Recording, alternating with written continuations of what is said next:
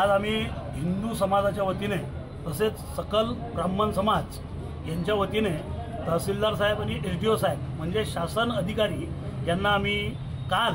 जो पहलगाम येथे यात्रेकरूंवर जो भ्याड हल्ला पाकिस्तान प्रणित आतंकवाद्यांनी केला त्या हल्ल्याच्या निषेध मनवण्याकरता आम्ही या ठिकाणी आलो आहे आणि त्यासाठी आम्ही या ठिकाणी शासन दरबारी आमचा निषेध नोंदवण्याकरता मान्य SDO खामगाव मान्य तहसीलदार साहेब यांच्याकडे निवेदन देतो आहे की या भ्याड हल्ला जे अतिरेक्यांनी केला त्यांच्यावर अतिशय कठोर अशी कारवाई करण्यात यावी व त्यांना लवकरात लवकर फासावर पोहोचवण्यात यावं ही आमची मागणी आहे। कारण जे निर्दोष असे निरपराध असे यात्रेकरू त्या ठिकाणी आपल्या परिवारासह फिरायला गेले होते त्यांच्यावर केलेला हा भ्याड हल्ला हा अतिशय निंदनीय आहे, अतिशय खालच्या पातळीचा आहे आणि खरोखरच त्यांच्यामध्ये हिंमत नाही अमोरासमोर येऊन भांडण्याची। म्हणून या अशा प्रकारे